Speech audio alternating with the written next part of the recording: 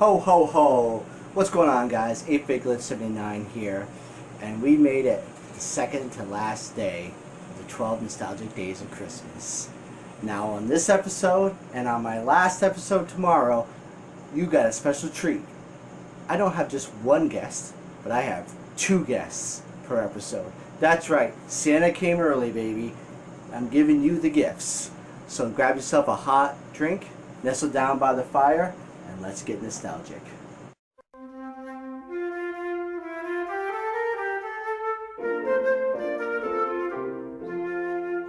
Alright guys, so since this episode and the next episode is going to have two guests, I think it's only fair that I have two picks per episode. That's fair, right? So for this episode, I'm going to be talking about Super Mario World and Baldur's Gate Dark Alliance 1 and 2. But before I get into my picks, I'm going to pass you over to the old-ass retro gamer, Chris Pico. What you got for us, Chris? Hey everybody, Chris, the old-ass retro gamer here, and the nostalgic game I'm going to talk about is Robo Alesta on the Sega CD. So back when the Sega CD was first released, I really wanted it, couldn't afford it. I was working at Kmart making not a whole lot of money, and my grandmother came to visit one Christmas. I think it was the Christmas after the Sega CD came out, and my brother and I convinced her that we absolutely needed a Sega CD in our lives, otherwise it wouldn't be worth living. And my grandmother usually spoiled the crap out of us, so naturally she went and got one for us for Christmas that year, and I made it my mission that Christmas to get as many games for the Sega CD as I possibly could. So I remember dragging my grandmother across half of the state of Illinois looking for all these Sega CD games that I wanted, that I'd been seeing in the magazine since the console was first announced. And one that I was dying to get my hands on was Robo Alesta. And the reason I wanted it so bad was I had read that it had this amazing like techno soundtrack, and I was getting into like electronic music back then, and I absolutely needed to have it. Only problem was the only copy that was like within driving distance of where I lived was probably 50 miles out of our way in an area of Illinois I had never been to before. Out of all the games that we went searching for, this was the one that I just played the most. I mean, I absolutely adore it, and to this day I still think it's one of my favorite shmups of all time. I spent months playing this game, like without end, and I had it memorized. Nowadays, I can't play this game to save my life. I don't remember any of the patterns and all that. It just disappeared off of my video game memory screen. When I started collecting for this Sega CD again, I had to have this in my collection. It was one of the first games I started looking for. So yes, I would say this is one of my most nostalgic games in my collection right now. Thanks, Chris, for coming onto my channel. I knew you'd have an interesting pick for your nostalgic game. The game looked very interesting. I might have to check that one out. Now, before I get to my two picks, let's throw it over to the Bearded Viking Gamer and see what he has for his pick. What's up, Bearded Viking? Hey, thanks 8-Bit for letting me be part of your 12 Days of Nostalgia Christmas. Once I saw you do that, the post on there, man, did I want to be part of that project. And it just got me super excited. I started thinking about a ton of things. And, you know, I had a couple different options in there of, you know, Super Nintendo being my all-time favorite system of all time. I have, you know, pictures of me getting that stuff for Christmas. But nostalgic-wise, this is what comes to mind for me. And it was part movie, part video game for what we had on here. This movie, The Wizard, when I was younger, the early 90s, The Wizard. This was crazy. You had Fred Savage. I mean, you look at it nowadays and it doesn't age too well, but my kids love it. And when you see their faces on there when they're younger, that's how we were when we were watching it. And they just have a lot of references in this movie here. And you have the Power Glove in there, which, you know, you don't really see that around anymore. You have the Power Glove, the dad was playing Ninja Turtles. There's just so many cool stuff that was around on the Nintendo system.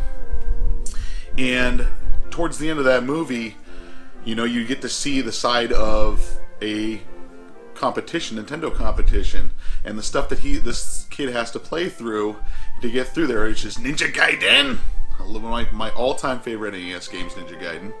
But the end of that movie, seeing the game that he had to play on there for the final game, that blew me away, and I wanted it so bad. And that was Super Mario Bros. 3. And this is my original Super Mario Bros. 3. I absolutely freaking love this game. today, even today, this game is just top notch. You still see it on the modern systems of the Switch and everything. This game is just, it'll never go away. This game is near and dear to my heart.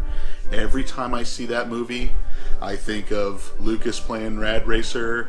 I think of all these games, this Ninja Turtles and stuff, but seeing that for the first time, and then couldn't wait to get my hands on my copy of this when this came out, it blew me away. So I always think of whenever I'm playing this, I'm always thinking of the Wizard, and it's kind of crazy how those two do notch in there. It is so much fun. Thank you for letting me be part of your 12 Days of Nostalgia Christmas, and I hope you guys have a happy holidays. Thanks a lot, Bearded Viking, for coming on to my channel. I totally appreciate it, and that's a classic pick. I don't think anybody would argue with you that that game is a classic. Well, now on to my picks. So let's go with Super Mario World first. So the reason that this game is so nostalgic, and it's a classic, everybody's played it, everybody knows it. Well, the reason it's nostalgic to me is because I didn't play it as much as a kid or even as a teen or anything. I played it, but it wasn't like whatever. It was a Mario game, and definitely I thought was one of the best. But what makes it nostalgic is when I first started dating my current wife, we were living together, and we would play this game almost every night. It was a given. That what were we doing that night? After dinner and this and that and stuff, just before bed, we would lay in bed and we would be playing this game. It was such a fun time bonding together with her. It was a way for us to really get to know each other. It sparked a lot of conversations while we were playing, and we just had a lot of laughs and fun doing this. And we beat it, I don't know, countless times. So many times I can't even tell you. So that's why this game is real nostalgic to me. It's just, it really bonded our relationship right from the beginning, and it holds a special place in my heart because of that. So that's why this game is one of my nostalgic picks. Now, on that same note, Baldur's Gate Dark Alliance, the Forgotten Realms games, these are some of the best couch co-op games you could ever play. If you're looking for a couch co-op to play with your significant other or a friend, look no further than these. These are top shelf games. They're high on my list of favorite games, especially co-op. Now, the first one especially is more nostalgic than the second because Christmas time, me and my fiance, my wife now, we were into a lot of the same things, same kind of movies, games, and stuff. So at Christmas time, we'd end up, any gifts I got her or she got me were almost gifts that we wanted for ourselves because we both wanted the same things a lot of times. And I know this game was one of them, and I think I got this for her for Christmas. And we put it on. It wasn't Christmas Day. It was the day after Christmas. We were home from school and work and stuff. We were both in college, but had jobs. But we were, on vacation, and we played this thing. It had to be 16 hours straight without stopping until we beat it.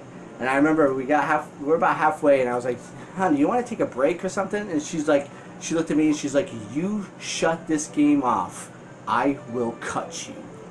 Okay, she didn't really say that, but she was adamant that we not stop playing this. So we played it straight through until it was beaten.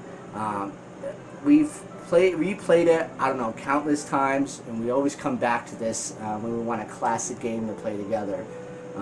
Again, so much bonding over this, and some arguments. We'd always argue about somebody else stealing all the gold or the items. Yeah, it was pretty funny. So we would have a lot of arguments about that. And then when they came out with the second one, I was just like, this is fantastic. We get to relive that whole experience yet again. And this game is just as good as the first one. Now, we've been dying for another one of these in the series. There've been other games like Diablo 3 and 2, and then There was some other Dungeons and Dragons like Heroes game, and there was the Champions of Norath games, which were all great, kind of scratched that itch and everything, and they were fun. But we've been dying for another one of these. And just this year at the Video Game Awards, they showed a little teaser for another Dark Alliance.